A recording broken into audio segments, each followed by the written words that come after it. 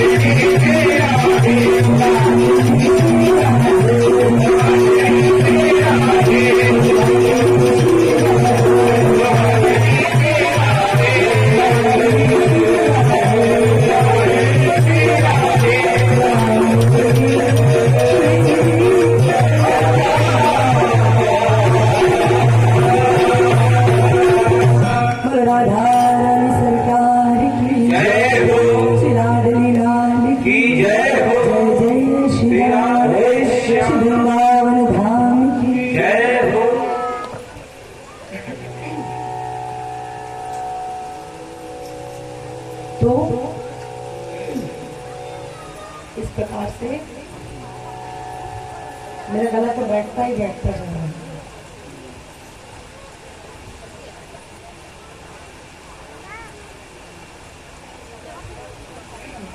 तो देर आप ठाकुर जी सुनाइए बस।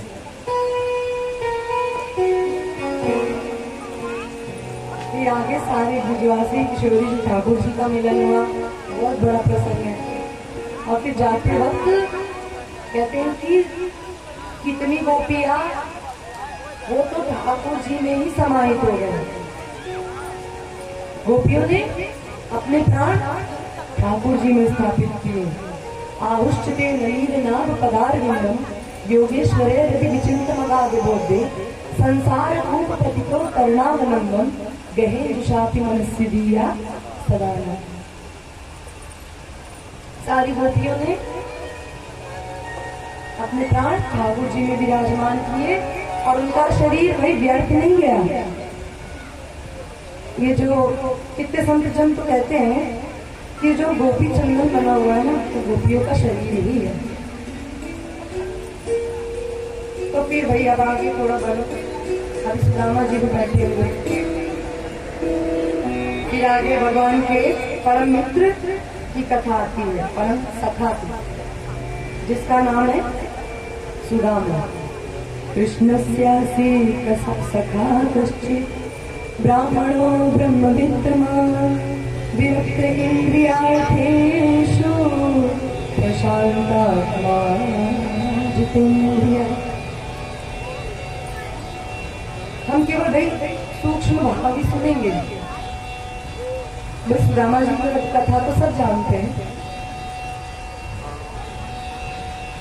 लेकिन एक बहुत जरूरी बात, सुदामा जी ठाकुर जी के क्या थे? क्या थे? क्या थे? सखा मित्र। मित्र, कोई कह रहा है सखा, कोई कह रहा है मित्र। अब देखो, सखा और मित्र जमीन आसमान का फर्क होता है। लेकिन भाई भागवत में क्या कहा गया? कृष्ण स्यासीत सखा कश्चित् ब्राह्मणो ब्रह्म विद्वान्। सखा थे ठाकुर जी के। देखो, मित्र और सखा में अंतर क्या होता है? मित्र किसे कहते हैं? यदा कदा मिलती, जो कभी कभी मिले उसे कहते हैं मित्र। सखा कौन? संग खेलते, संग पीबत, जो संग खेले, संग खाए, संग सोए, उसी को कहते हैं सखा। ठाकुर जी सुदामा जी को क्या कहते थे? सखा। बहुत प्रिय थे ठाकुर जी के। और देखो और देखो, जो नवदा भक्ति में आता है ना, नवदा भक्ति में श्रवणम कीर्तनम विष्णु स्मरणम पाद सेवनम अर्चनम वंदनम दास्यम सत्यात्म विधि। इसमें से जो 8वीं भक्ति है वो कौन सी है? सख्य भक्ति, सख्य आत्मनिवेदना। और सख्य भक्ति के आचार्य कौन है? सुदामा जी। भाई सब कहते हैं ना, सखा हो तो कैसा? सुदामा जी जैसे। क्योंकि सुदामा जी ने अपनी मित्रता निभाई। भाई एक बात को, ये जो ठाकुर जी द्वारका में इधर राज ठाक से रह रहे हैं ना, वो भी सुदामा जी ही दे रहे हैं। पता तो भाई आप सबको पता होगी कि एक बार जिस समय ठाकुर जी और सुदामा जी की मित्रता कहाँ हुई थी? जिस समय ठाकुर जी मथुरा आए थे ना, तो गुरुकुल गए थे ना, सांदीपनी ऋषि को, वहीं पे हुई थी उन दोनों की मित्रता। और कहते हैं कि एक दिन भाई वहां पे सबका भाई काम लगाया गया हुआ था कि एक दिन वो लकड़ी लेने जाएंगे समिधा हवन सामग्री के लिए। एक दिन गुरु जी ने कहा कि कृष्ण और सुदामा तुम दोनों आज जाना जंगल में, समिधा लेकर के आना, लकड़ी लेकर के आना हवन के लिए। दोनों बोले ठीक है। तो भाई ठाकुर जी और सुदामा जी को जाना था जंगल। तभी उनकी गुरु माँ जो सांदीपनी ऋषि की पत्नी थी, उन्होंने कृष्ण और सुदामा के लिए, वो बहुत प्रेम करती थी इन दोनों से, बोली कि ये दोनों जाएंगे तो भूख लगेगी ना मार्ग में। तो उनकी गुरु माँ ने दो पोटली में चने बांध रखे थे, एक कृष्ण के लिए, सुदामा के लिए, कि रास्ते में भूख लगे तो ये लोग चने खा लेंगे।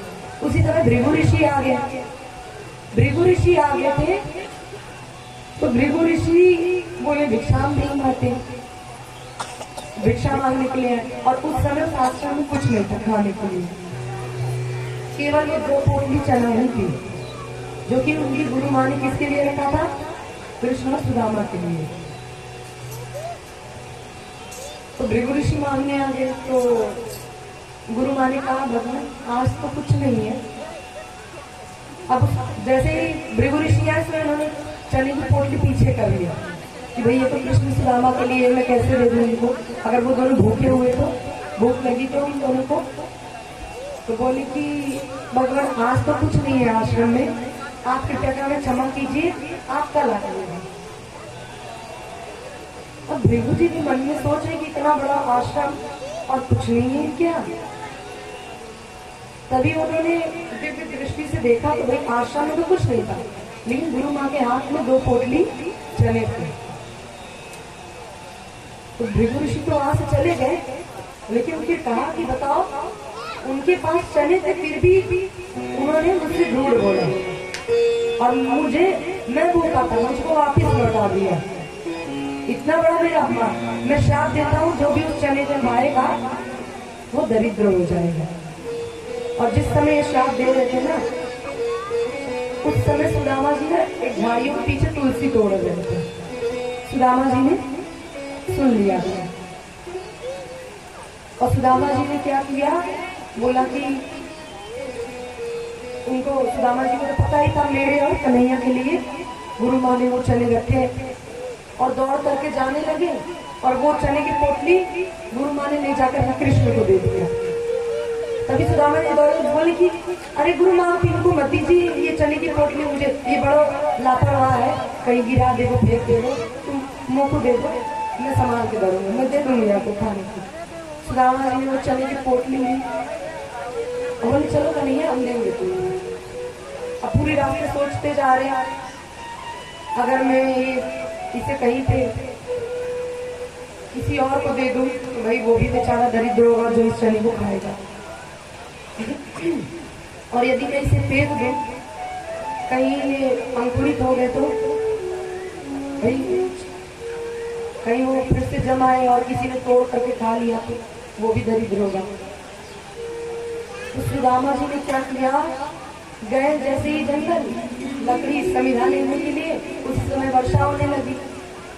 तो सुदामा जी बोले कि लाला कहाँ करूँ, बोले चला यही पेड़ पे चढ़ के बैठ जाते हैं, जब वर्षा नहीं थम जाएगी तो चलेंगे। तो सुदामा जी तो पेड़ पे चढ़ गया। सुदामा जी पेड़ पे चढ़ने में बहुत तेज थे और ठाकुर जी में धीमे थे, तो सुदामा जी बड़ी जल्दी चढ़ गए और चढ़ करके बोले यही समय है चना खाने को, मैं ही खा लूंगा, जो दुख आवे मुँह पे आवे, बस मेरे कन्हैया प्रसन्न रहे। और सुदामा जी उस वृक्ष पे चढ़ करके चना पकड़ खाने लगे, भर लिए मुंह में सब चना। ठाकुर बोले ऐ सुदामा कहा कर रहे हो, मेरे बड़ को चना तू खा रहे हो, रुक।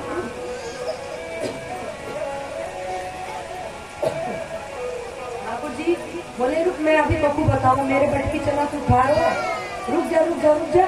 जितने घर में ठाकुर चले उतने घर में सुदामा जी सारे चने खाए। ठाकुर जी बोले सुदामा तेरे यहाँ सही ना कियो, मोकी भी भूख लगी ना, तूने सर्व चना खा को जा, मैं तेरे से बात ना करूंगा, लेकिन तेरो ऐसा स्वभाव तो ना सुदामा की तू दूसरों को हिस्सा तू खा जाए, तू तो दूसरों को अपने भाग में से दे, लेकिन तेरो स्वभाव तो मैंने आज पहली बार ऐसा देखो। अब देखो सुदामा जी चने खाए जा रहा, नेत्रों में जल भरे हुए हैं और मन ही मन सोच रहे हैं कन्हैया बस तू खुश रहे, बस मेरे लाला प्रसन्न रहे, समझो मुझको सारी खुशी मिल गई। और सुदामा जी ने सारे चने खा गए और ठाकुर जी ने क्यों कहा, सुदामा जी ने कहा अरे कन्हैया कहा करो, मुझको इतनी जोर की भूख लगी, इतनी जोर की भूख लगी, लाला मुझको माफ कर दे, मैं पूरे चना खा लूँ, लाला मुझको माफ कर दे, मुझको बहुत जोर, इतनी जोर की भूख लगेगी कहाँ। लेकिन सुदामा जी भीतर भीतर जान रहे। अब देखो ये जो आज ठाकुर जी द्वारिका में राज कर रहे हैं ना, वो भी सुदामा जी की देन है। अगर वो चने ठाकुर जी भी खाए होते ठाकुर जी भी दरिद्र हो जाते। भाई एक दिव्य ऋषि का श्राप है, लेकिन वो श्राप सुदामा जी ने खुद पे लिया। इसे कहते हैं सखा।